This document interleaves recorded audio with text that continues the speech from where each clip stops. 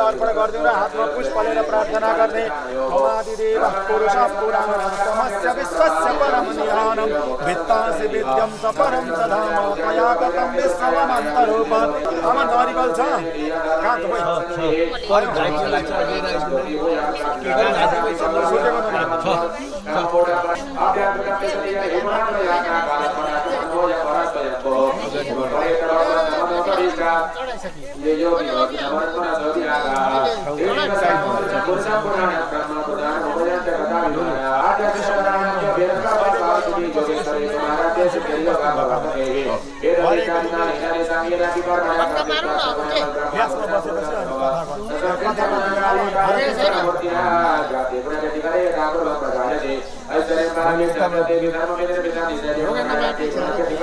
त्यो बाहिर जाँदा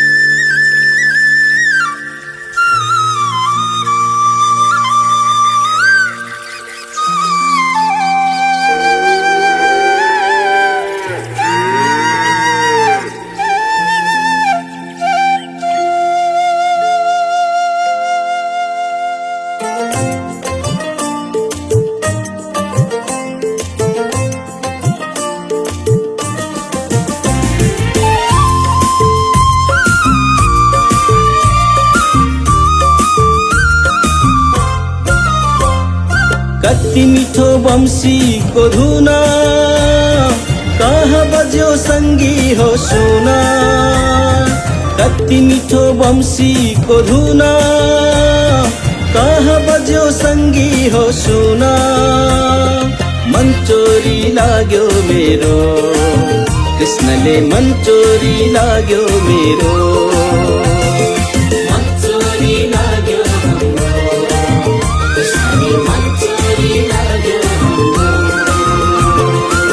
कति मिठो वंशीको धुन कहाँ बज्यो सङ्गी हो सुन मन चोरी लाग्यो मेरो कृष्णले मन चोरी लाग्यो मेरो मन चोरी लाग्यो कृष्णले मन चोरी लाग्यो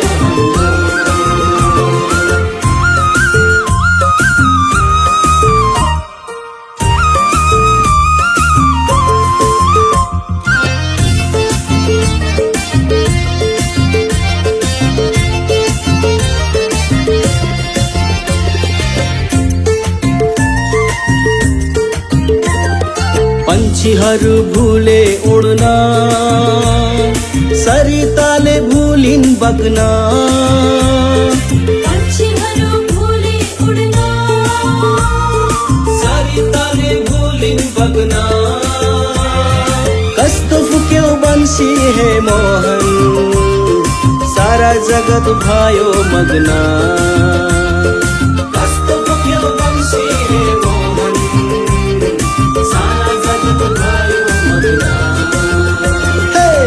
कति मिठो बम्सीको धुन कहाँ बज्यो सङ्गी हो सुन मन चोरी लाग्यो मेरो उसैले मन चोरी लाग्यो मेरो मन चोरी लाग्यो हाम्रो त्यसैले मन चोरी लाग्यो हाम्रो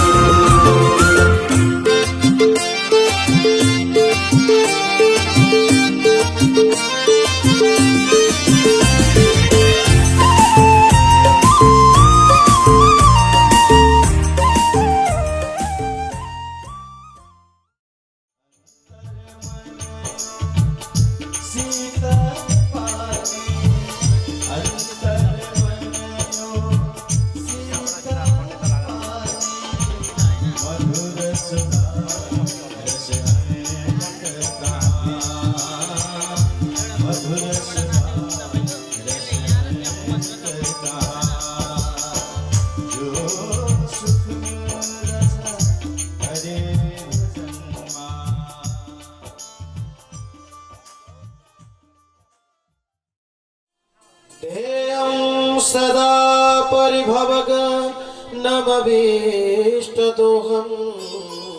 तीर्थास्पदं शिवभिर्सिनुतं शरण्यं धृत्यार्तिहं प्रणतपाल भवाब्धिपोतं वन्दे महापुरुषते चरणारविन्दम् कांति सितामृशति निंदित सारदिल्दो यत्रे कतो विलसिताम् असितांग शोभा वृंदावने पिकृतया मुनगांग संगम राधा मुकुंद युगलम तदहं नमामि हे नाथ यो पतित को अपराध समझे पकड़े लगाम तलख स्नन देव बिनती जो पर दुख यसमा सपना गराओ हे कृष्ण शांति रस को सरिता बगाओ हे कृष्ण वृंदावन का बिहारी हे सत्य का सुंदर रूपधारी हे विश्वव्यापी त्रयतापहारी उद्धार हमरो गरहे मुरारी ब्रजलता तरुतल बैठ कर पल भर करो विश्राम ब्रज रज मुख में डाल के सब बोलो श्री राधे श्याम सब बोलो श्री राधे श्याम सब बोलो श्री राधे परम मंगल में परात्पर अखिलेश्वर सर्वांतर्यामी सर्व मुक्तिदाता अखिल कोटि ब्रह्मांड अधिनायक सर्वेश्वर सर्वाधिपति कुंज निकुंजेश्वर राधा रमण बाधाहरण रुक्मिणी रमण श्री आधार केवल आधार निराकार निर्विकार निर्विकल्प निरीह अकारण करुणा वरुणालय भक्तवांछा कल्पतरु सदिक विनंदित नंदनंदन यशोदानंदन भगवान बाल मुकुंदलाल श्री हरि को वाङ्मय प्रतिस्वरूप श्रीमद् भागवत महापुराण आज द्वितीय दिवस को प्रातः काल को समय में उपस्थित संपूर्ण श्रद्धेय माता पिता बन्धु बान्धव अनि टाढा टाढाबाट पाल्नुहुनेहरू सबैलाई र आफ्ना घरका कर्महरूलाई शीघ्र सकेर यो पण्डालमा आउन मन गरिराख्नु हुने यहाँहरू सम्पूर्णमा र आफ्ना घर घरका छोटा कोठाहरूमा बसेर यी मधुर बाणीहरूलाई सुन्नु हुनेहरू सबैलाई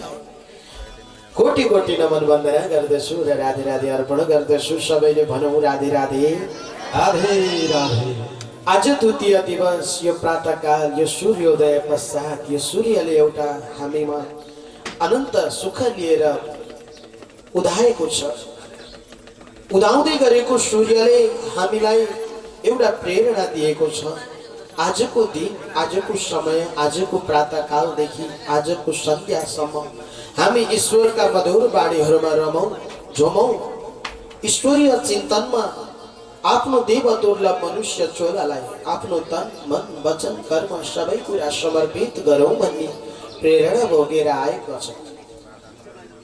अतः हामीले भगवानका मधुर वाणीहरूलाई सुनेर पनि मनन गरेर पनि श्रवण ग्रहण संस्मरण सचिन्तयन भनेको छ। सुन्नु, ग्रहण गर्नु, संस्मरण बारम्बार मनन गर्नु, चिन्तन गर्नु।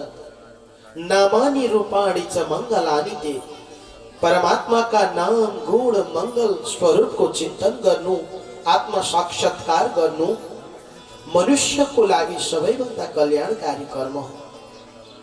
भगवान भन्नुहुन्छ नाहं वसामि वैकुण्ठ योगिनां हृदयेन च मद्भक्त्या यत्र गायन्ति तत्र तिष्ठामि नारद।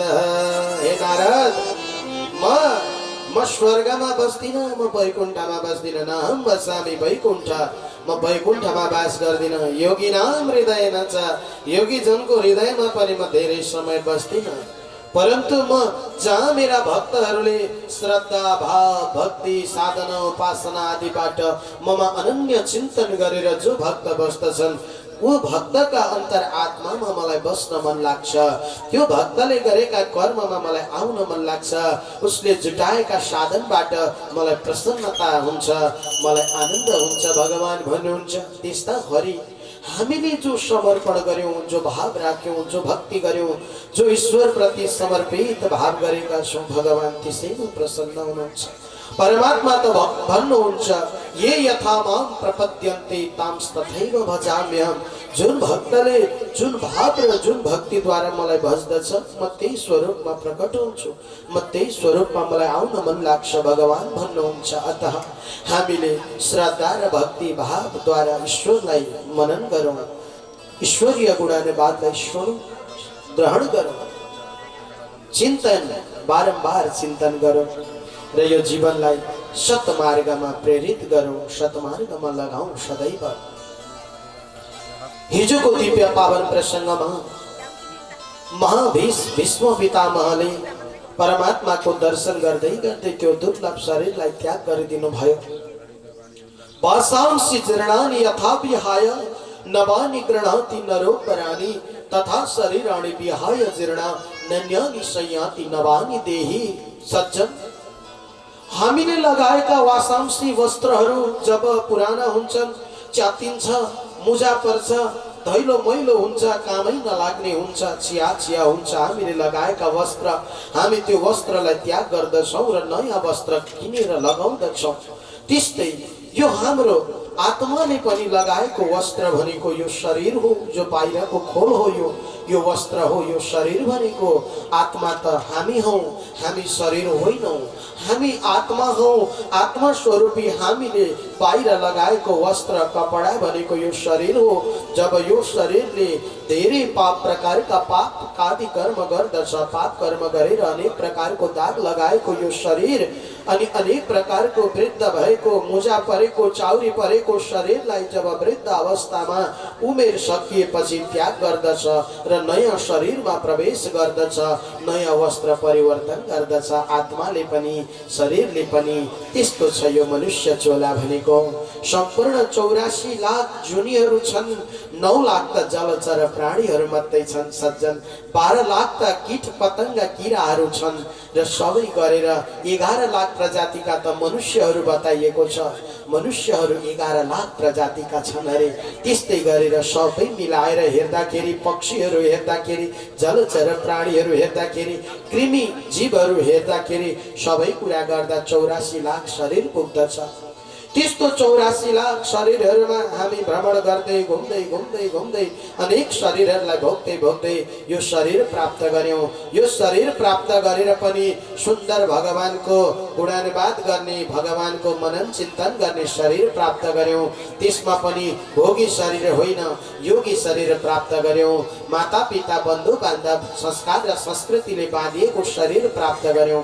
यस्तो शरीर प्राप्त गरेर पनि परमात्मामा जसको मन लाग्दैन त्यो व्यक्तिले कहिले पनि सुख प्राप्त गर्न सक्दैन सक्छन्। त्यही भएर सत्सङ्गको माध्यमबाट आफ्नो आत्मालाई शुद्धि गर्नुका साथै देव दुर्लभ मनुष्य छोरालाई पनि सिद्ध र सार्थक गर्नुपर्छ। राधा गोविन्द भगवानको सज्जन भीष्म पितामहले देहलाई छोडिदिनु।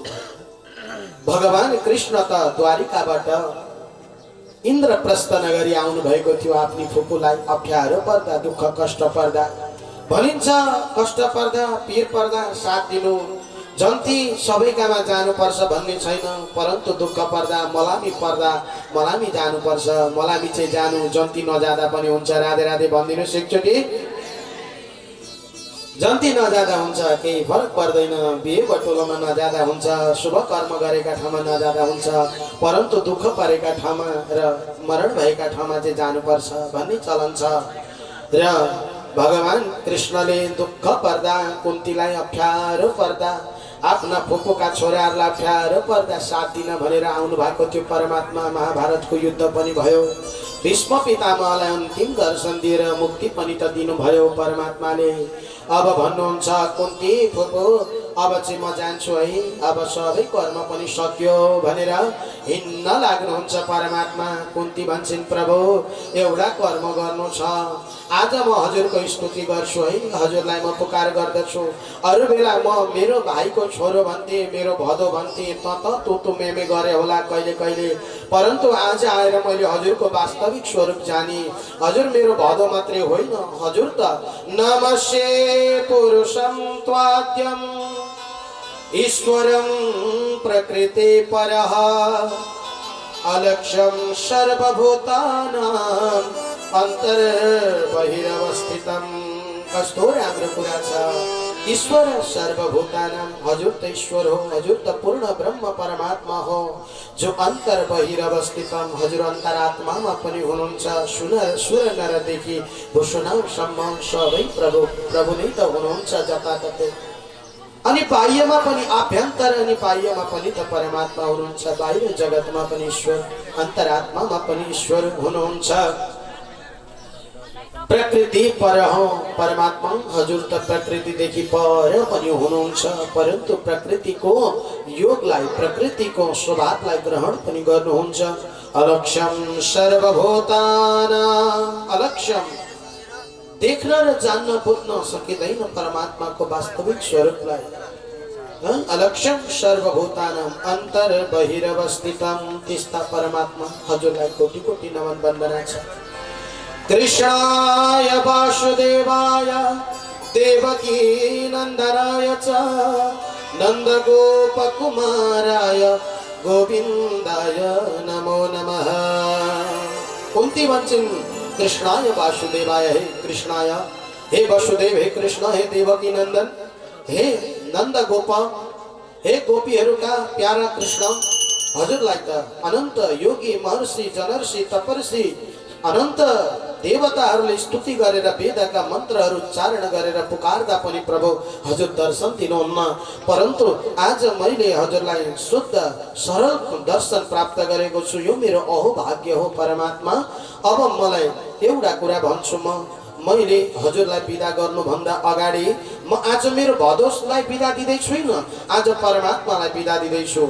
आज म परमात्मासँग एउटा वरदान माग्छु। कुन्ती वरदान माग्छिन्। भगवान भन्नुहुन्छ फुपू अरू दिन त गाली गर्नुहुन्थ्यो, काले यता आइज भन्नुहुन्थ्यो, कति मजाले बोलाउनुहुन्थ्यो, अरू बेला बोलाए जस्तै गरेर आफ्नो भदो बोलाए जसरी बोलाउन मिल्दैन, आज हजुरले भन्नुहुन्छ कृष्ण। कुन्ती भन्छन् होइन कृष्ण, अरू दिन भदो काले जे भने पनि आज मलाई कस्तो लाग्दैछ अन्तरात्माबाट।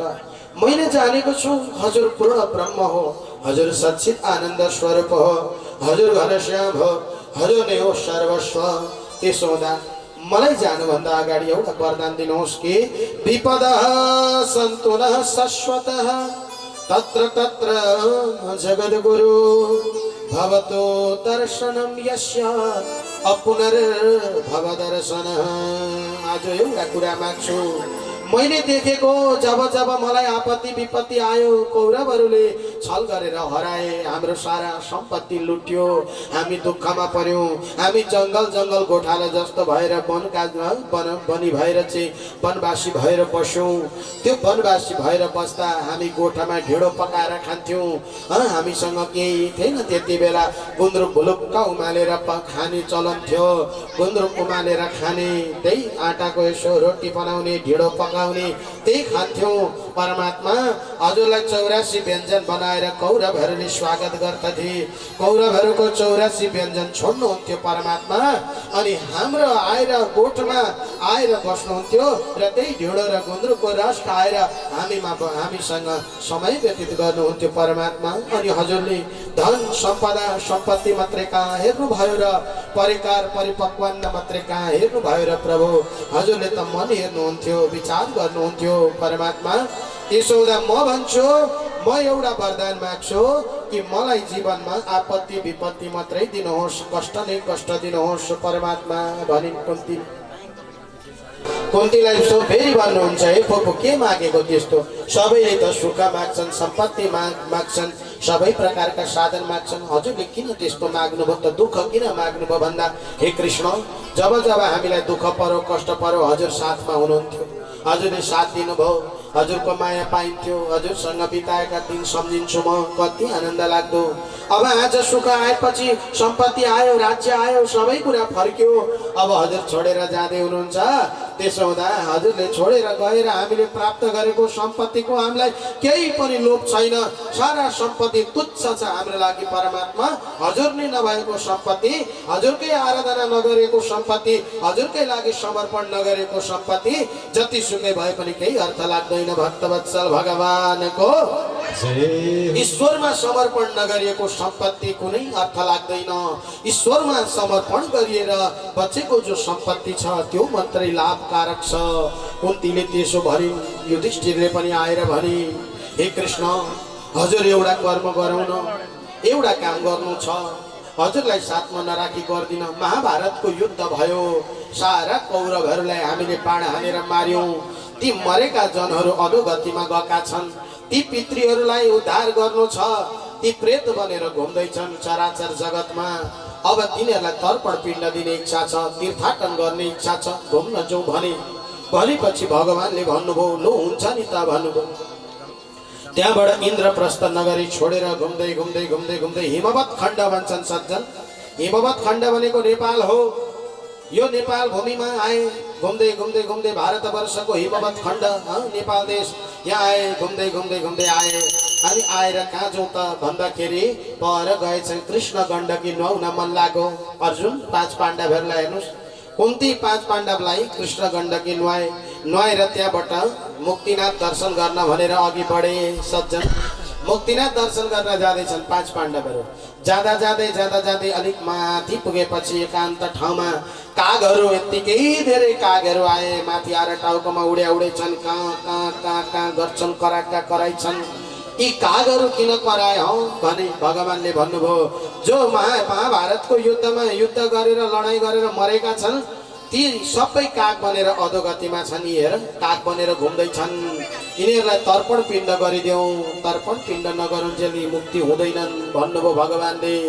अब कुन्तीले तर्पण पिण्ड गराउनुहुन्छ, युधिष्ठिर तर्पण पिण्ड गर्छ। कागबेनी भयो त्यो। कागै काग आएर घुमेको ठाउँ कौरवहरू हुन्थे। महाभारतको युद्धमा अधोगतिले मरेका जति जन थिए कौरवहरू, तिनीहरू सबै काग बनेर चाहिँ त्यो स्थानमा घुम्दा रहेछन्। त्यहाँ पुगे पछाडि युधिष्ठिरले तर्पण पिण्ड दिने काम गर्नुभयो।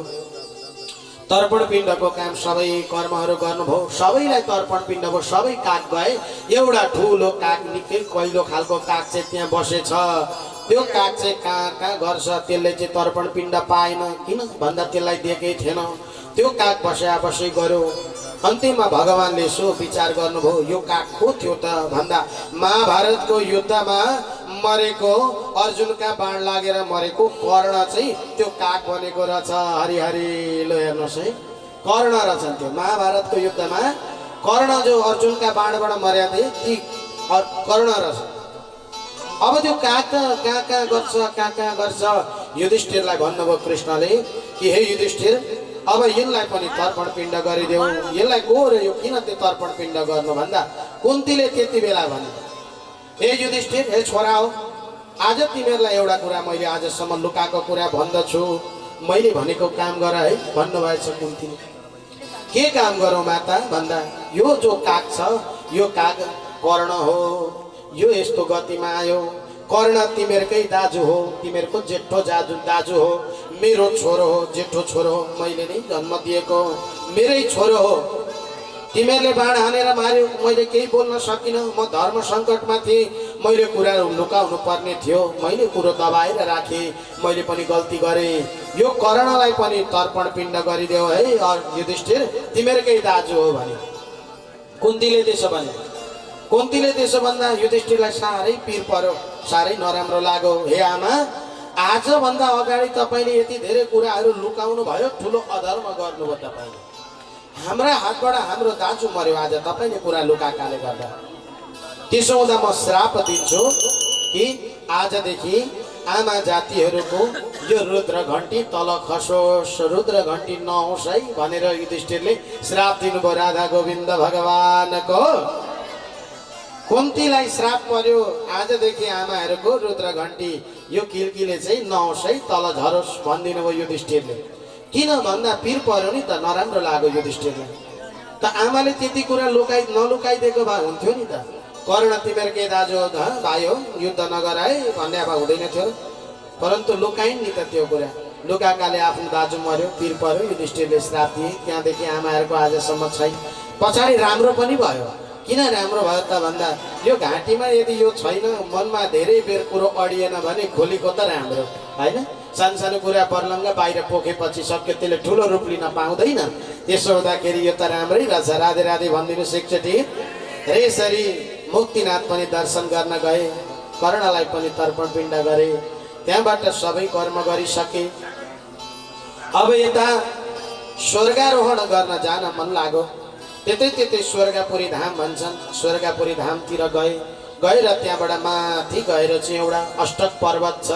त्यही अष्टक पर्वतको माध्यम हुँदै एउटा अलौकिक विमानमा पाँचै पाण्डवहरू साथमा एउटा कुकुर पनि लिएर गए र युद्ध कुकुर पनि लिएर गएर पाँचै पाण्डवले स्वर्गारोहण गरे। भक्तवत्सल भगवानको स्वर्गारोहण गरे सबैले, सबै गए। अब एक्लो परीक्षित भए। अब परीक्षित महाराज अर्जुन पुत्र अभिमन्यु, अभिमन्युको पुत्र परीक्षित असाध्यै आफ्ना बाबुआहरू जस्तै प्रतापी राजा थिए, असाध्यै तेजस्वी थिए, साह्रै दानवीर दाता दानवीर जस्तो थिए। रघुपति भगवान राम जस्तो पराक्रमले, तेजले, शौर्यले युद्ध परास्त भएका थिए। सबै प्रकारको शक्तिद्वारा सुसम्पन्न परीक्षित हुनुहुन्थ्यो। परीक्षितका द्वारमा कोही भिक्षुकहरू आउँथे, खाली हात जानु पर्दैन थियो। जो आउँथे उनलाई शरण दिन्थे, त्यस्तो शरणीय थिए उनी। शरण पनि दिने, सबै प्रकारका कर्म गर्ने। त्यस्ता परीक्षितजी महाराज अब आफ्ना पुर्खाको धर्मलाई थाम्दै समय व्यतीत गर्न थाले। सज्जन, पुर्खाहरूको धर्म पालन गर्नुपर्छ अरे, पुर्खाहरूले पालन गरेको धर्म छोड्नु हुँदैन। परीक्षितले त्यसो गरे र एक दिन परीक्षितजी महाराज घुम्दै त्यहाँबाट अगाडि बढ्दै जानुभयो। हाम्रा पुर्खाहरूले कस्तो कर्म गरे त?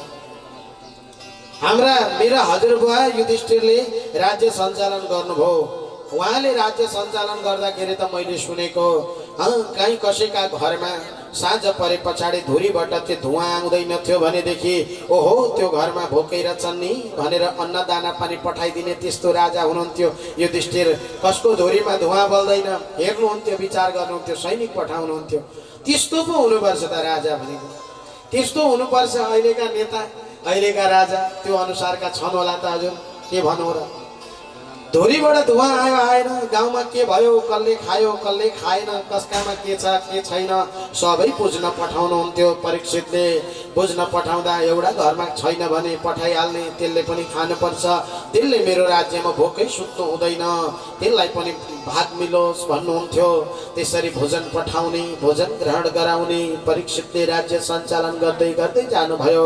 एक दिनको कुरा हो, परीक्षितजी महाराजलाई मनमा लाग्यो यसो हेर्नुभयो मेरा पुर्खाले सारा ठाउँमा युद्ध गरे जितेर ल्याउँथे आज मेरा पुर्खाले जितेर ल्याएको सामग्री हेर्नु पर्यो भनेर यसो एउटा द्वार खोले भण्डार खोलेर हेरेको पर भित्तामा एउटा राम्रो मुकुट रहेछ सुन्दर सुनको कति राम्रो मुकुट ठुलो मुकुट रहेछ झर बलेको धपधपी बलेको मुकुट त्यो मुकुट देखेर मनमा लाग्यो हो यो मुकुट त मेरा हजुरबुबा भीमले युद्ध गरेर जरासन्धलाई परास्त गरेर त्यही जरासन्धको मुकुट लिएर आउनु भएको यो मुकुट आज लाउनु पर्यो भन्नुभयो परीक्षितले त्यो मुकुट शिरमा धारण गर्नुभयो धारण गरेर धनुष हातमा लिनुभयो रथ लिनुभयो घोडाहरू नाच्नु भयो नादेर घोडालाई चलाउँदै अघि बढ्दै हेर्दै जानु भएको पर जङ्गलमा पुगेपछि सज्जन एउटा यस्तो दृश्य देख्नुभयो साह्रै मन एकदमै चुप्त भयो मन दुख्यो चित्त दुख्दो कुरा एउटा कालो न कालो हेर्दै डर लाग्दो खालको घुङ्राले केश गरेको विकराल रूप धारण गरेको एउटा पुरुष कालो न कलौटे पुरुष रहेछ त्यही काले कलौटे पुरुषले हातमा हतियार लिएको छ त्यही हतियारले यसो गर्छ गाई काट्छ यसो गर्छ गाई काट्छ कति बेला गर्दनतिर मरक्क पार्छ कति बेला छाला छिल्न थाल्दछ गौ चाहिँ व्याकुल भएर ड्वा गरेर रोइरहेकी छन् गौ माताको आज त्यो पापी पुरुषले त्यो दुर्गति गरेको देख्दा परीक्षितको मनमा लाग्यो हो मेरा पुर्खाले गौ र ब्राह्मणको संरक्षण गरे सदैव जुन देशमा जुन स्थानमा जुन धरतीमा गौ र ब्राह्मणको अस्तित्व सकिन्छ त्यो स्थान तत्क्षण जलमय हुन्छ समुद्रमा डुब्छ प्रलयका दिन नजिकै आउँछन् संसार कलिले व्याप्त भयो भन्ने बुझ्नु पर्दछ परीक्षितले त्यो दृश्य देख्नुभयो कति नराम्रो लाग्यो अब के गर्नु दौडेर जानुभयो धनुषमा बाण चलाउनु भयो चढाएर भन्नुभयो ए दुराचारी तैले मेरी गौ मातामाथि अत्याचार गरिस् आज हम गौलाई हेर यो क्षुब्ध बनाइस् तैले पापी तँलाई म नमारी छोड्दिन भनेर धनुष निकालेर बाण हान्न लागेको त्यो पनि किन पछि हट्यो र उनले पनि भनौँ आइज हात जोड हात गरेर आइज त पनि युद्ध गरौँ भने अब परीक्षित र कलियुगमा त्यो कली कालो पुरुषमा घोर युद्ध चल्न थाल्यो सज्जन कलीको प्रभाव थियो त्यो साक्षात कलियुग थियो त्यो साक्षात कलीको धर्म पालन गर्दै थियो गौ हत्या गर्नु ब्राह्मण हिंसा गर्नु धर्म क्षेत्रको अन्त्य गर्नु नाश गर्नु पवित्र मन्दिर धरोहरहरूको अन्त्य गर्नु कलीको सबैभन्दा ठुलो लक्षण हो उनले त्यही गर्यो आफ्नो लक्षण पुरा गर्दै थियो गौ काट्दै थियो गौलाई चिरा पार्दै थियो खण्ड खण्ड पार्दै थियो उतापट्टि एउटा सानै गोरु धर्मराज वृषराज पनि थिए तिनी वृषराज धर्मराजलाई पनि गएर हतियारले घोडामा हान्यो एउटा घोडा छर्लप्पै छिनाइहाल्यो रक्ताम्बै भएकी गौ रक्ताम्बै भएको वृषभलाई देखेर साह्रै दया लागेको छ परीक्षितलाई हतियार लिएर अब तँलाई म मार्छु भनेर यसो ताकेर अब ब्रह्मास्त्र हातमा लिनुभयो यही ब्रह्मास्त्रले तेरोमा आज छाती फुटाउँछु है कली भन्नुभयो यसो गरेर हान्न लागेको ब्रह्मास्त्र देखेर डर लाग्यो कलीलाई जोडेर हात जोडेर आएर हो प्रभु शरणमा परे क्षमा गर्नुहोस् महाराज मैले गल्ती गरेँ त्राहिमाम भन्यो परीक्षित भन्छन् हे कली हे काले तैले किन यो अधर्म गरिस् तैले किन गौमाथि अत्याचार गरिस् यी वृषभमाथि किन तैले दुराचार गर्दैछस् किन गौ काट्दैछस् प्रभु मेरो लक्षणै यही हो मेरो स्वभावै यही हो म कलियुग हो मैले अरू के गरौँ त परीक्षित भन्छन् हे कली तैले यो अधर्म नगर मेरो शरीर जबसम्म यो धरतीमा छ तबसम्म तैले यो अत्याचार दुराचार नगर्नु जहिलेसम्म राजा महाराजा छन् तहिलेसम्म गौ हत्या हुनु हुँदैन जुन दिन राजा महाराजा सकिएर जान्छन् त्यो दिनदेखि गौ हत्या भए पनि कलीको धर्म हो जुन दिन गाईको अस्तित्व धरतीबाट सकिन्छ त्यही दिन धरती प्रलयमय हुन्छ जुन दिन गोवर्धन पर्वत दुईमा समथल भूमि भएर समाहित हुन्छ त्यही दिन संसार डुब्दछ जलमय हुन्छ जुन दिन गङ्गाजीको अस्तित्व सकिन्छ गङ्गा सुकेर जान्छन् त्यो दिन धरती पानीमा डुब्दछ यी लक्षणहरू हुन् है जुन दिन मनुष्यहरूका हातमा अनि पोल्टोमा चाहिँ पोल्टामा अन्न हुन्छ ढिकुटी भरि पैसा हुने दिन आउँछ त्यस्तै दिनमा चाहिँ समुद्रमा विलय हुन्छ यो धरती सकिएर जान्छ अन्नदाना पानी ग्रहण गर्न नपाएर मनुष्यहरू जब मान्छेले मान्छेको मांस ग्रहण गर्न थाल्छ मान्छेले मान्छे खान थाल्छ आमाले सन्तान खान थाल्छिन् बाबुले छोरो खान थाल्छन् जब पकाएर सबै सन्तानहरू खान थाल्छन् बाबु आमाले नै जन्माउँदै खाँदै आफ्नो पेट पाल्न थाल्दछन् त्यो दिन संसार समुद्रमा डुब्दछ धरती प्रलयमय हुन्छ त्यो दिन संसारको अस्तित्व सकिन्छ है कलियुग त्यसो हुँदा म हुन्जेलसम्म त यो राज्यमा नबस प्रभु अब आइहाले म कता जाउँ कतै जान पनि त सक्दिन नि भन्छ कलि परीक्षित भन्छन् तँलाई बस्नै छ भने जा न त जा त चारवटा ठाउँमा गएर बस है भनिदिनु भयो कहाँ गएर बसौँ त हजुर भन्दा द्युतम पानम स्त्रिय शूना यत्र धर्मश्चतुर्विधः जा चारवटा ठाउँमा गएर बस द्युतम जहाँ जुवा खेल्ने कर्म गर्दछन् त्यहाँ पाप र धर्म भन्ने कुरा हुँदैन जुवा खेल्नु लुट्नु जसरी पाप पनि अधर्मले धन हरण गर्नु त्यही धर्म हो त्यहाँ ठाउँमा गएर बस कलियुग भनेको त्यस्तो नराम्रो ठाउँमा बस्नु र भन्यो त्यहाँ बस अर्को ठाउँ बस्छ सुना जहाँ लम्पट पुरुषहरू मदिरा पान गर्दछन् त्यो मदिरा पान गर्ने मधुशालामा गएर बस्छौँ है भनेर भने त्यहाँबाट अर्को कहाँ बस्छौँ त भन्दा जहाँ नारीहरूले एक आपसमा घर गाउँका कुराहरू चाहिँ एक ठाउँमा भेला भएर अर्काका कुरा काटेर बस्दछन् जहाँ अरूकै मात्रै कुरा गरेर बस्छन् त्यहाँ पनि गएर कलियुग बस है अनि घरमा कलाय पहाड है भनेर चाहिँ भनिदिनु भयो त्यति भन्दा ओहो कलिले भन्छ त्यस्ता नराम्रो ठाउँमा मात्रै मलाई दिने अलिकति राम्रो ठाउँमा मलाई दिनुहोस् न भन्दा है जा गएर बस्छस् भने सुनमा पनि गएर बस सुनमा बस भन्नुभयो कस्ता सुनमा बसौँ त भन्छ कलि नराम्रा सुनमा जस्तो अधर्म गरेर अत्याचार गरेर अरूको लुटेर अरूको धोतेर प्राप्त गरेको सम्पत्तिले जो जोडिएको सुन छ त्यो सुनमा चाहिँ कलि बस त्यो सम्पत्ति अर्काको लुटेर अर्कालाई शोषण गरेर अर्कालाई अन्याय गरेर अत्याचार गरेर कमाएको सम्पत्तिको 10 वर्ष हुन्छ 10 वर्ष मात्रै चल्छ 10 वर्ष पछाडि वज्र तुल्य बनेर सन्तान र परिवारमा हान्दछ राधे राधे भनिदिनुहोस् एकचोटि आफूले कमाएको अत्याचार गरेर कमाएको धन मात्रै 10 वर्ष हुन्छ 10 र 12 वर्षमा त खोलो त फर्किन्छ सज्जन हामीले केही दिन सुख भयो एक दिन कमाएर लुटेर ल्याइयो भनेर राम्रो भयो भनेर हामीले नसोचौँ 10 15 10 12 वर्षपछि देखिन थाल्छ हजुरमा देखिएन भने सन्तानमा देखिन्छ सन्तानमा देखेन भने रोगबाट देखिन्छ जसरी आएको छ त्यसै गरी जान्छ यो त प्रभुको लीला हो परीक्षितले सुनमा बास दिए हो सुनमा बास यो भन्छ खुसी हुँदै अब हिँड्न लाग्यो हेर्नुहोस् है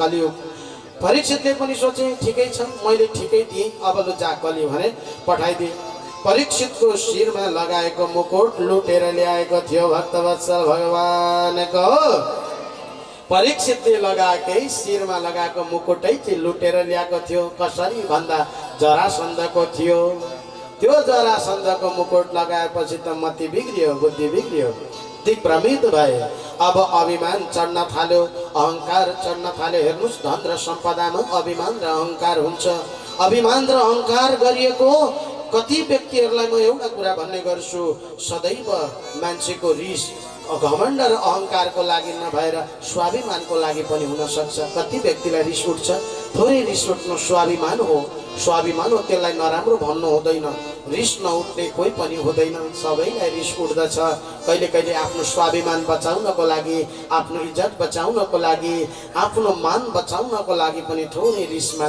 मनुष्यमा हुनु पर्दछ परन्तु घमण्ड दम्भ अभिमान अहंकार भन्ने कुरा राम्रो कुरा होइन सज्जन कहिले कहिले रिसाउने व्यक्तिलाई ठुलो घमण्ड गरिस पनि नभन्नु अरे सज्जन कहिले मात्रै रिसाउँछन् भने उसको रिसमा पनि राम्रो गुण लुकेको हुन्छ उसले भनेका कुरा राम्रा हुन्छन् त्यो मनन गर्न सक्नु पर्छ परीक्षितलाई शिरमा लगाएको मुकुटमा कलि झ्याप्पै आएर शिरमै बसेपछि बुद्धि बिग्रियो अब घमण्ड अहंकार अभिमान चढ्यो परीक्षित त्यहाँबाट बाटो लागे पर घुम्दै गएको एक ठाउँमा पुगेपछि परीक्षितलाई प्यास लागेपछि यसो विचार गरे ओहो पानी काप्यो यसो विचार गरे मन्द सुगन्ध कमल पुष्पको सुगन्ध आयो कमल पुष्पको सुगन्ध कहाँबाट आउँछ? जहाँ पानी हुन्छ त्यहाँ कमल फुल्छ, जहाँ कमल फुल्छ त्यहाँ पानी हुन्छ। त्यही हेर्दै विचार गर्दै गर्दै गर्दै अघि बढ्दै गए। पर हेरेको सुन्दर सरोवर रहेछ, पोखरी नै पोखरी, कति राम्रा कमलहरू विकसित भएका छन्, कति मजाले सुगन्धित बास्ना छरिरहेका छन् कमल पुष्पहरू। हरियाली छ जताततै। दुईटा सुन्दर सुन्दर कुटिया रहेछन्। त्यो कुटियामा जान्छु, साधुहरू छन्। अहो पर हेरेको ब्राह्मणहरू वैदिक मन्त्र पढ्दै रहेछन्। गुरुकुल रहेछ त्यो त ऋषि श्रमिक ऋषिको आश्रम रहेछ। श्रमिक ऋषिले वेदका मन्त्र पढाएर गुरुकुलमा ब्राह्मणहरू पढाएर बस्नु हुँदो रहेछ। पटुक ब्राह्मणहरू हरिओम वैदिक मन्त्र पढ्दै बसेका छन्। कस्तो राम्रो गुरुकुलको सभ्यता, कति राम्रो सभ्यता बोकेको गुरुकुलको धर्म थियो। आज त्यो गुरुकुलको सभ्यता छैन। हामीले गुरुकुल पढ्दाखेरि न मोबाइल थियो न केही थियो। भिक्षा माग्न जानु पर्थ्यो, घर घरमा मुष्टिदान थाप्न जानु पर्थ्यो। कसैले दिन्थे कसैले दिँदैनथे त्यति बेलाको समयमा। आज त घर घरमा भण्डार भरेर राखिदिएको छ। गुरुकुलमा पनि चामल प्रशस्त, मोबाइल हात हातमा आइदियो गुरुकुलका बालकहरूको। अहिले गुरुकुलमा विद्या छैन, पढाइ छैन, सर्वनाश भयो गुरुकुल। गुरुकुलको अस्तित्व अबको 10 वर्षमा सकिएर जान्छ। हेर्दै जानुस्, अबको 10 वर्षमा बर्बाद हुन्छ। त्यति बेलाको समयमा त्यो थियो सभ्यता। हेर आज श्रमिक ऋषि वेदका मन्त्रहरू पढाएर बालकहरू बटुकहरू बसेर वेदका मन्त्र ध्वनि उच्चारण गरिरहेका छन्। आनन्द छ। परन्तु परीक्षितको शिरमा मुकुट छ, कली बस्या छ। अब यसो हेर्दै गएर कुटीभित्र बसेका छन् साधु, ध्यान गरेर बसेका रहेछन् श्रमिक।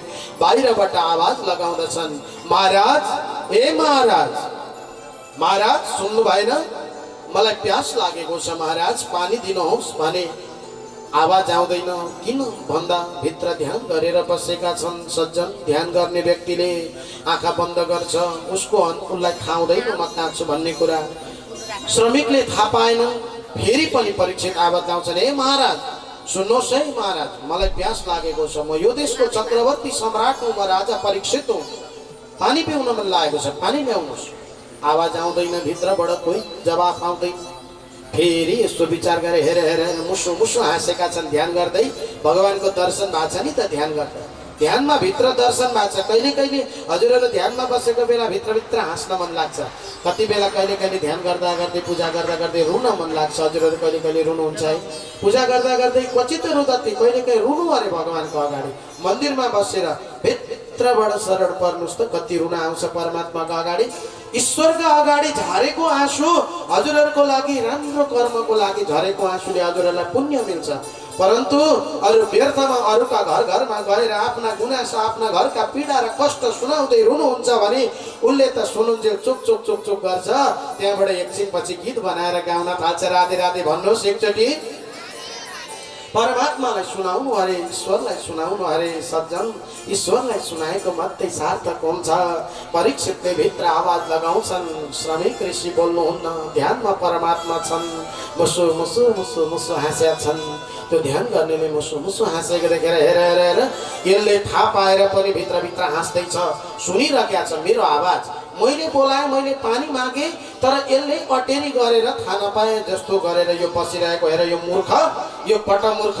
म चक्रवर्ती सम्राट राजालाई पानी दिनुपर्छ भनेर यसले आँखा बन्द गरे जस्तो गर्दैछ। है अपराधी भन्यो। अब हेर्नु न, साधुलाई अपराधी भन्नु के भन्नु र? ध्यान गर्नेलाई अपराधी भन्छन्। हजुरहरू पूजा गर्न बस्नुहुन्छ, पूजा गर्दा कतिले भन्छन् हेर पूजा गरे जस्तो गर्छ, देखाए जस्तो नि, कति न पूजा गर्ने जस्तो, कति न ध्यानी जस्तो गर्दैछ भन्छन् होइन हजुर? भन्छन् होला कतिले। परन्तु अब त्यो चाहिँ विचार नगरिकन ध्यान गर्नुपर्छ, त्यो चाहिँ विचार नगरिकन कर्म गर्नुपर्छ सदैव। श्रमिकले त भने, श्रृङ्गी परीक्षितले त भनि त हाले श्रमिकलाई, हेर यो ढोंगी हो, यो अरू केही पनि होइन। यसलाई यसको ध्यान अब मैले भङ्ग गर्न जाने छु। यसो हेरे पर हेरेको त मरेको सर्प रहेछ एउटा, कहिलेदेखिको सडेको सर्प। त्यही सडेको सर्प ल्याउँछु, ल्याएर यसका गलामा बेरिदिन्छु। बेर्ने बित्तिकै यसले नाटक गरेको रहेछ भने त डराएर बुरुकको उफ्रिहाल्छ नि। सर्पदेखि को डराउँदैन र? यसलाई चाहिँ यसको गलामा बेर्दिन्छु भनेर यसो गरे धनुषले उठाएर ल्याएर श्रमिक ऋषिका गलामा यसो गरेर बेरिदिए। बेर्नु थियो सज्जन श्रमिकको ध्यान भङ्ग भएन, सत्य ध्यान थियो, धर्ममा बसेका थिए, साधना थियो। त्यो सर्पले केही असर पार्थ्यो र उनलाई केही थाहा थिएन, तर पनि मुसु मुसु हाँसेका छन्। त्यो दृश्य पर पढ्दै गरेका बटुकहरूले देखे। त्यहाँ त केही बोल्न सकेनन्, राजादेखि डराए। त्यहाँबाट दौडेर गए, पर कलकल गरेर बग्दै गरेकी नदी थिइन्। त्यही नदीमा गएर अब ऋषि श्रमिकका पुत्र श्रृंगी त्यहाँ सूर्यलाई अर्घ दिँदै थिए। अर्घ दिँदा दिँदै गए, दौडेर गएर बटुकरले भने, महाराज श्रृंगी, हजुरका पिता श्रमिकले ध्यान गरेका ठाउँमा गएर यो देशका राजाले मरेको सर्प गलामा लगाइदे, हजुरको पिताको ध्यान भङ्ग भयो, बर्बाद भयो, केही कर्म गरेको फल मिल्दैन, बर्बाद गरिदिए भने। त्यति भन्ने बित्तिकै के थियो र, इति लङ्घित मर्यादम तक्षकं सप्तमे हनि तक्षति स्म कुलाङ्गार नोचितो मे तद्द्रोहम्। इति लङ्घित मर्यादम, हे अधर्मी, हे कुलाङ्गार, कुललाई अङ्गार बनाउने कुलाङ्गार, तैँले आजसम्म तेरा पुर्खाले राजा महाराजाहरूले साधु सन्त ऋषि सन्यासीको सेवा गरे, तर तैँले मरेको सर्प लगाएर हाम्रा मेरा पिताको तैँले अपमान गरेको छस्। तँलाई म श्राप दिन्छु कि आजको इति लङ्घित मर्यादम तक्षकं सप्तमे हनि तक्षति स्म कुलाङ्गार नोचितो मे तद्द्रोहम्। आजको 7 दिनमा तक्षक नागराजले आएर जसरी सर्प मरेको मेरा बाबुका काँधमा लगाइदिस पापी, त्यसरी नै तक्षक कालो नाग सर्प आएर तँलाई बसेर तेरो अन्त्य हुनु परोस् भनेर श्राप दिए। त्यति श्राप दिए, दौडेर गए घरमा। राजा त हिँडिसकेका थिए। त्यहाँबाट घरमा पुगे, कुटियाभित्र यसो झाकेर हेरेको, बाबुका गलामा मरेको सर्प छ। बाबुलाई जगाए, यसो ठेलेर बाबा बर्बाद भयो। हेर्नु त, हजुरको गलामा मरेको सर्प लगाएर गए परीक्षितले, बर्बाद गरे। मैले पनि श्राप दिएँ, आजको 7 दिनमा मर्ने श्राप दिएँ भनेको श्रमिक ऋषिलाई पीडा पर्यो। ओहो, बर्बाद भयो, तिमीले बर्बाद गर्यो छोरो श्रृंगी, तिमीले बर्बाद गर्यो। एउटा मात्रै धर्मात्मा राजा थिए नि, यिनलाई थाहा छ यी जस्तो धर्मात्मा कोही पनि छैनन्। परन्तु यिनले एक दिन लगाएको मुकुटमा कली बसेका कारण बुद्धि बिग्रेको, अरू दिन त साधुको र ऋषिहरूको सेवा नै गरेर बसेका हुन्। एक दिनको कारणले त गर्दा बर्बाद भयो। त्यसो हुँदाखेरि त्यसो नगर, हेर बर्बाद गर्यो, किन श्राप दियो नि। अब म भन्छु, एउटा कागजमा लेखिहालौँ चिठी भनी खराखर चिठी लेखे। चिठीमा लेखेर रहेछ कि हे परीक्षित, आजको 7 दिनमा तिमी मर्दैछौ है। तक्षक नागराज आएर डस्ने छन् है। अब सत्य कर्म गराए, घर गृहस्थ छोडाए, मुक्तिको बाटो अपनाइहाल है भनेर लेख्दैछन्। त्यो चिठी एउटा दूतलाई पठाए। दूतले संवादले लिएर गयो, सन्देशले पुर्याएर परीक्षितले जसै दरबारमा पुगेर यसो गरेर मुकुट खोलेर उता राख्ने बित्तिकै वज्र परे जस्तो भयो, शिरमा चट्याङ हाने जस्तो भयो, झसङ्ग भए परीक्षित। ओहो, बर्बाद भयो। लु, मैले बर्बाद गरेँ, मैले त साधुको अपमान गरेँ, मरेको सर्प लगाएँ, बर्बाद भयो, मेरो के हालत होला नि। एकछिनमा दूतले लिएर आयो सन्देश, चिठी यसो खोलेर हेर्दा त बर्बाद छ। ओहो, अब म मर्दो रहेछु, अबको 7 दिनमा, हे भगवान्, अबको 7 दिनमा मर्दैछु भन्ने थाहा पाएपछि कति पीडा भयो होला सज्जन। अबको 7 दिनमा त मर्दैछस् भनेर भनिदिए। अब लेख्या छ चिठीमा, परीक्षितलाई त्यस्तो छ। ए हजुरलाई अबको महिना दिनमा डाक्टरले अब मर्दैछस् भन्यो भने हजुरलाई महिना दिन लाग्ला, 7 दिनमा हृदयघात हुन्छ, मुटुले काम गर्दैन, खुत्रुके। राधे राधे भन्नुहोस् एकचोटि। अनि परीक्षितलाई त 7 दिनमा मर्ने श्राप पर्यो, कति पीडा भयो होला। परन्तु आफ्नो पीडा दबाउनु भयो परीक्षितले, मनमा राख्नुभयो। अब यो कुरा परिवारलाई भनौँ कि नभनौँ, पत्नीलाई भनौँ कि नभनौँ। बिचारी पत्नी कति धर्म गर्छिन्, पतिव्रता धर्म पालन गरेर बसेकी छन् मेरी देवी। अनि त्यस्ती देवीलाई, त्यस्ती जननी मेरी पत्नीलाई कसरी यो कुरा सुनाउनु र अधर्म हुन्छ हो। अब सुनाऊ कि नसुनाऊ, सन्तानहरूलाई सुनाउनु पर्यो भने जन्मेजय, भीमसेन, सुरसेन, उग्रसेन तिनै 4जनालाई बोलाए। सुनाउन मन लाग्छ, फेरि सुनाउन सक्दैनन्। अनि भने के हे छोरा हो, अब मैले आफ्नो कर्म यति नै गरेँ बाबु हो, म केही समय हरि भजन गर्न घरबाट निस्किन्छु भने परीक्षितले। म केही दिन हरि भजन गर्न घरबाट निस्किन्छु, म मर्दैछु भनेन हेर्नुहोस्। मलाई 7 दिनमा नागराते दर्शन भनेन हेर्नु, कस्तो होला छ। म मर्दैछु भने आफ्नो पीर, आफ्नो पीडा, आफ्नो कष्ट लुकाए। बाबु आमाले आफ्नो पीडा, आफ्नो कष्ट सबै लुकाएर सन्तानलाई माया दिएको हुन्छ सज्जन। बाबु आमा छोरो त केही हुँदैन, सन्तान त खोक्रो हुन्छ। बाबु आमाले दिएको चिज हो सन्तान भनेको। बाबुको हाड हड्डी छाला हो, आमाको आत्मा र रगत हो सज्जन। सन्तान भनेको अरू केही होइन, आधा आत्मा त आमाको हो। त्यही भएर सन्तानको आधा आत्मा आमा हो। सन्तान मर्दा आमा मरे तुल्य हुन्छन् सज्जन। अब परीक्षितले के भनौँ र, परीक्षित घरबाट निस्किने भए मृत्यु छ, 7 दिनमा मर्ने श्राप छ, के भनौँ, कति पीडा हुन्छ। बस्नु बन्धन तोडेर 2 दिने मायामा फस्नसम्म फसियो, मेरो भन्दै बसियो। 2 दिने मायामा फस्नसम्म फसियो, मेरो भन्दै बसियो। 2 दिने मायामा फस्नसम्म फसियो, मेरो भन्दै बसियो। 2 दिने मायामा फस्नसम्म फसियो, मेरो भन्दै बसियो।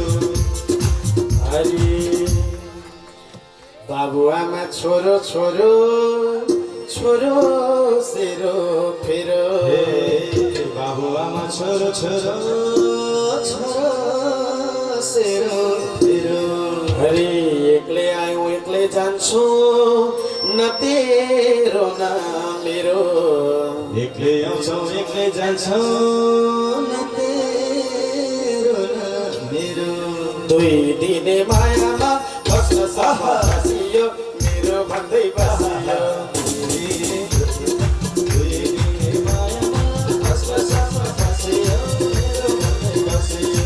2 दिने मायामा फस्नसम्म फसियो, मेरो भन्दै बसियो।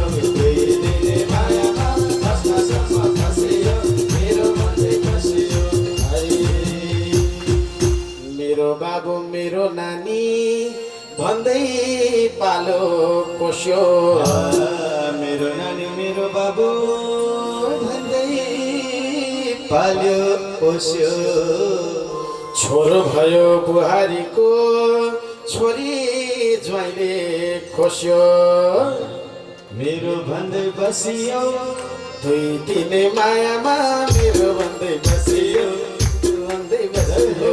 2 दिने मायामा फस्नसम्म फसियो, मेरो भन्दै बसियो। 2 दिने मायामा फस्नसम्म फसियो, मेरो भन्दै बसियो। 2 दिने मायामा फस्नसम्म फसियो, मेरो भन्दै बसियो। 2 दिने मायामा फस्नसम्म फसियो, मेरो भन्दै बसियो। हरे हेर्नुहोस् है, यो अलिक पश्चिमतिरको पनि आयो है। अब मृत्यु भन्ने कुरा कस्तो हुन्छ, परीक्षितलाई हेर्नुहोस्। 7 दिनमा मर्ने श्राप परेको छ, 7 दिनमा मर्नु छ, 7 दिनमा मर्ने। अब पुण्य कर्म के गरौँ, कस्तो सत्कर्म गरौँ भन्ने लाग्छ। यसो विचार गर्नुभयो र आफ्ना सन्तानहरू सन्ततिहरू सबैलाई बोलाउनु भयो।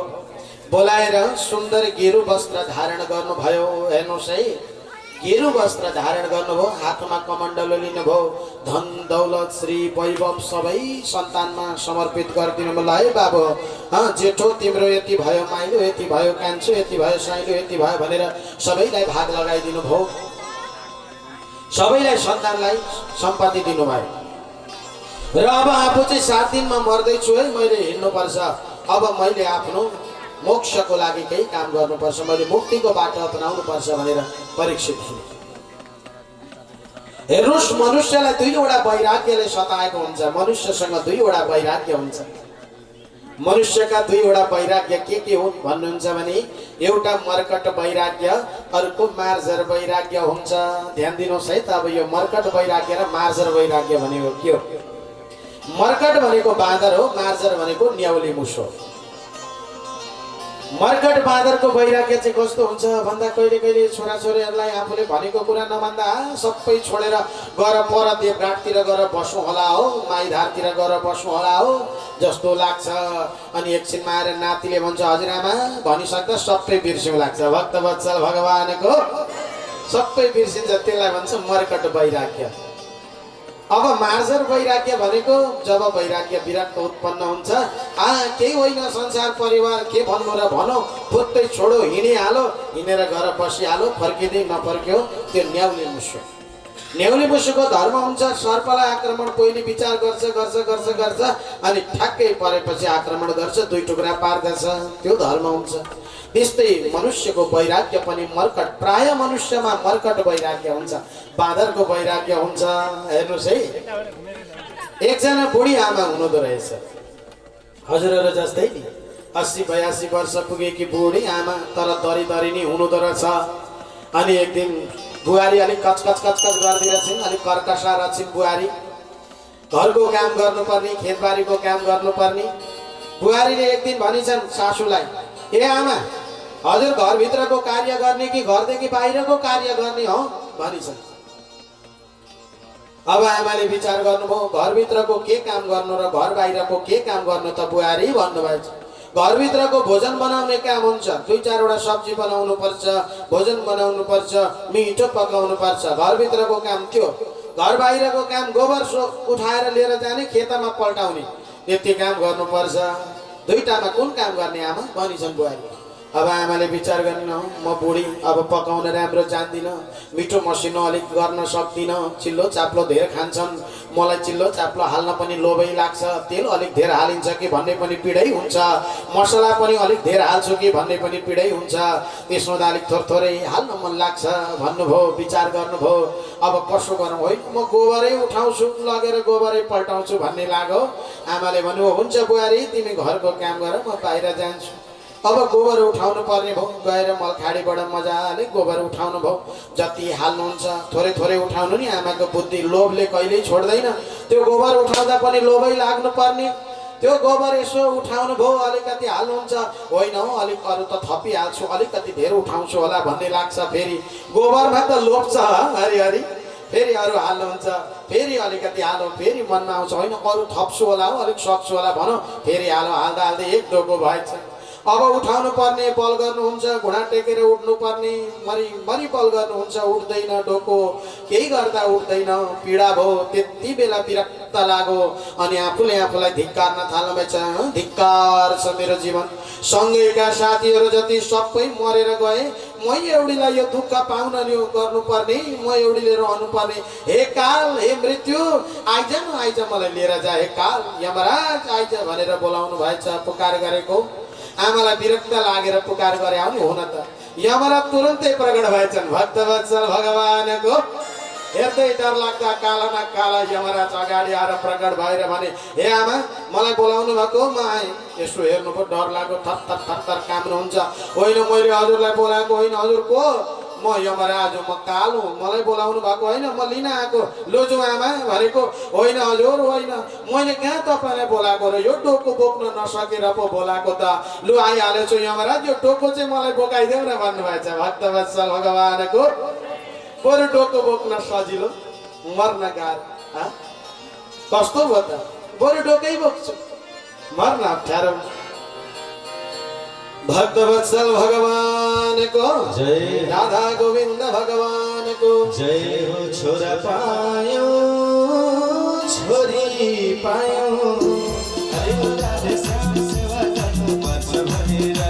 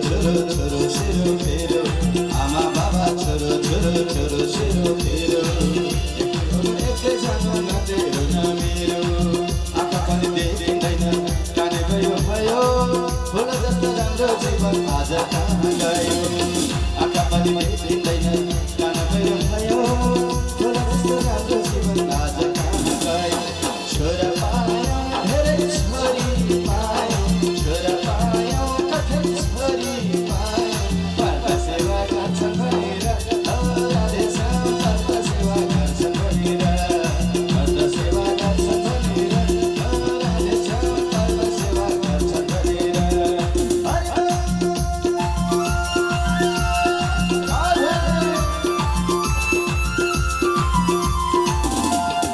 जय जय हो